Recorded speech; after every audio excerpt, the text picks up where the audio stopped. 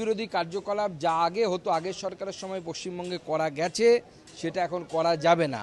অতএব যারা এখনো আছেন তাদেরকে বলবো টাংটোপলা গুটিয়ে নিয়ে অন্য কোথাও পালান, পশ্চিমবঙ্গে আপনাদের স্থান নেই। 3.5 থেকে 4 বছর এই অর্পিতা সরকার তিনি বাড়তি গ্যাংয়ের সঙ্গে যুক্ত রয়েছেন, এরকম দেশবিরোধী পরিকল্পনা।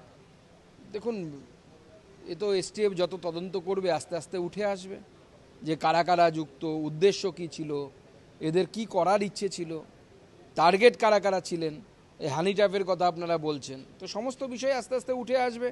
এবং এইভাবে যে চলছে, তারপরে আগের সরকার কোনো টেরও পায়নি, আগের এসটিএফ কিছু করতে পারেনি। আমাদের সরকার এসেছে, আমাদের সরকার এই মাটিতে অন্ততপক্ষে ভারতবর্ষের বিরোধী কোনো কাজ করতে দেবে না। অতএব ভারত বিরোধী কোনো ধরনের চক্রান্ত হলে সেই চক্রান্ত ভেঙে দেওয়ার কাজ পশ্চিমবঙ্গের সরকার করবে, পশ্চিমবঙ্গের পুলিশ করবে। সিএ নিয়ে আপনিও বিভিন্ন সময় রাজ্য সভাপতি থাকাকালীন বিভিন্ন আশ্বাস দিয়েছিলেন। বাংলা আগে না।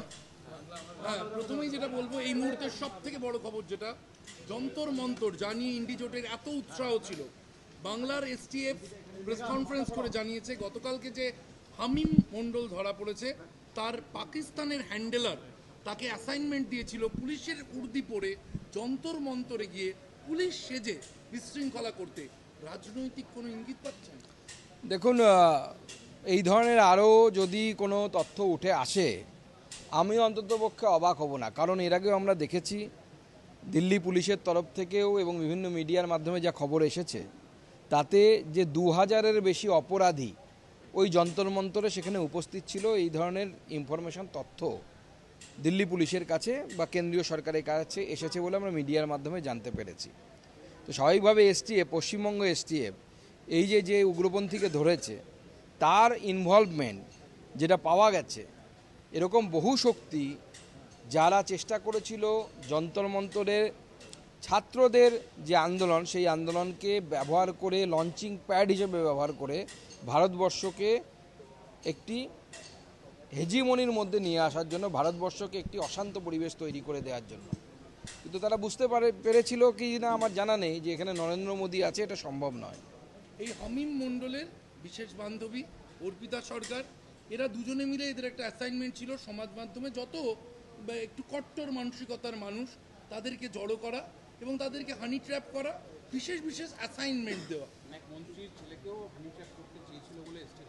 দেখুন, এই যে চক্র পাওয়া গেছে, এই চক্র পশ্চিমবঙ্গে যে এত বড় চক্র, এর আগেও বিভিন্ন সময় কথা উঠেছে, বিভিন্ন সময় বিভিন্ন অভিযোগ উঠেছে যে পশ্চিমবঙ্গে বিভিন্ন উগ্রপন্থী সংগঠন তারা অত্যন্ত সক্রিয় এবং তারা তাদের কাজের কেন্দ্র হিসেবে পশ্চিমবঙ্গকে বারবার ব্যবহার করেছে বা অপব্যবহার করেছে বলে বলা ভালো। তো আজকে এই হামিমের ক্ষেত্রেও দেখা যাচ্ছে তার যে সঙ্গী বা সঙ্গিনী অর্পিতা, তাকে নিয়েও এই ধরনের নানা রকমের অভিযোগ পাওয়া যাচ্ছে। এবং এই যে চক্র, এই চক্রের শেষ পর্যন্ত এসটিএফের উচিত পৌঁছনো, এতে আরও কারা কারা যুক্ত আছে। ভারত বিরোধী কার্যকলাপ যা আগে হতো আগের সরকারের সময় পশ্চিমবঙ্গে করা গেছে সেটা এখন করা যাবে না। অতএব যারা এখনো আছেন তাদেরকে বলবো টাংটোপলা গুটিয়ে নিয়ে অন্য কোথাও পালান, পশ্চিমবঙ্গে আপনাদের স্থান নেই। 3.5 থেকে 4 বছর এই অর্পিতা সরকার তিনি বাড়তি গ্যাংয়ের সঙ্গে যুক্ত রয়েছেন, এরকম দেশবিরোধী পরিকল্পনা। দেখুন, এ তো এসটিএফ যত তদন্ত করবে আস্তে আস্তে উঠে আসবে যে কারা কারা যুক্ত, উদ্দেশ্য কী ছিল, এদের কি করার ইচ্ছে ছিল, টার্গেট কারা কারা ছিলেন। এই হানি ট্র্যাপের কথা আপনারা বলছেন, তো সমস্ত বিষয় আস্তে আস্তে উঠে আসবে। এবং এইভাবে যে চলছে, তারপরে আগের সরকার কোনো টেরও পায়নি, আগের এসটিএফ কিছু করতে পারেনি। আমাদের সরকার এসেছে, আমাদের সরকার এই মাটিতে অন্ততপক্ষে ভারতবর্ষের বিরোধী কোনো কাজ করতে দেবে না। অতএব ভারত বিরোধী কোনো ধরনের চক্রান্ত হলে সেই চক্রান্ত ভেঙে দেওয়ার কাজ পশ্চিমবঙ্গের সরকার করবে, পশ্চিমবঙ্গের পুলিশ করবে। সিএ নিয়ে আপনিও বিভিন্ন সময় রাজ্য সভাপতি থাকাকালীন বিভিন্ন আশ্বাস দিয়েছিল এবং একেবারে 142, 186 সোনা টাকা বিপুল একেবারে পাথর সম্রাট। দেখুন, যেভাবে এটা পাওয়া যাচ্ছে, যে পরিমাণ টাকা পাওয়া যাচ্ছে, এ তো দেখে মনে হচ্ছে যে পশ্চিমবঙ্গ যে এত গরিব আমরা শুনে এসেছি, পশ্চিমবঙ্গের মানুষের হাতে চাকরি নেই, কাজ নেই, কর্মসংস্থান নেই, আর এরা তৃণমূলের সরকারকে ব্যবহার করে কোটি কোটি টাকা এইভাবে লুট করেছে। আর সবথেকে বড় কথা, এ তো এজেন্ট ছিল এবং তার কাছে যদি এরকম 150 কোটি কাছাকাছি যদি টাকা বা সম্পত্তি থাকে, তাহলে মালিকদের কাছে কত আছে? মালিকরা কত পাঠিয়েছে, মালিকদের দুবাইয়ে কত লুকোনো আছে। এ তো হিমশৈলের চূড়া মাত্র যা দেখা যাচ্ছে, আমার তাই মনে হচ্ছে।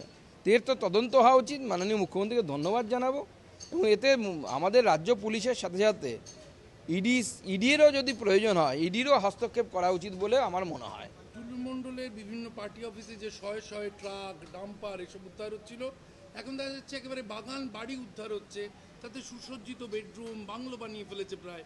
এই টুলু মণ্ডলের মতো নেতা, তাদের এই পরিমাণ বাংলো, বেডরুম, পার্টি অফিসের মধ্যে করার প্রবণতা কী ছিল? দেখুন এখন কি বিষয় ছিল এ তো তৃণমূল কংগ্রেসই বলতে পারবেন।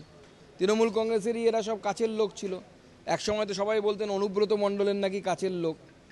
এবার অনুব্রত মণ্ডলের কাছের লোক কি নন উনি, সেটা অনুব্রত মণ্ডলই স্পষ্ট করে বলতে পারবেন। কিন্তু এটা ঠিক যে টুলু মণ্ডল এই যে বিপুল পরিমাণ সম্পত্তি করেছে, ও তো একা একা খায়নি, মুখ্যমন্ত্রীর ফর্মুলা অনুসারে সবাই মিলে ভাগ করে খেয়েছেন। তো এই ভাগের ভাগিদার কারা কারা আছে সেই নামগুলো তো চাই। বেটা টুলুর নামই কেন খারাপ হবে, নাজিমুদ্দিনের নামই কেন খারাপ হবে?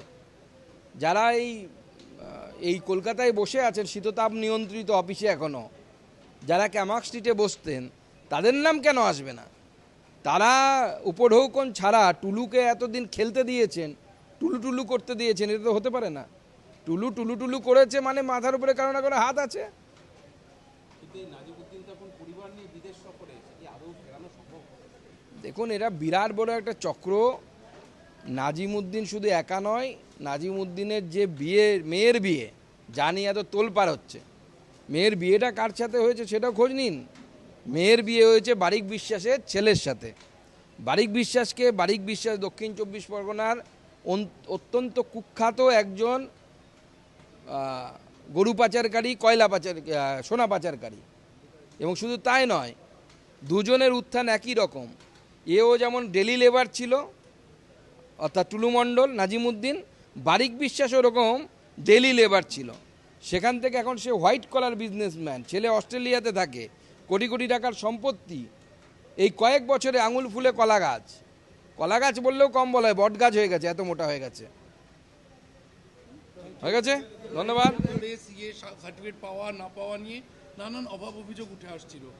এই মুহূর্তে নিউ টাউনের কনভেনশন সেন্টারে মুখ্যমন্ত্রী শুভেন্দু অধিকারী তিনি সিএ সার্টিফিকেট একটা অংশ বিলি করছেন।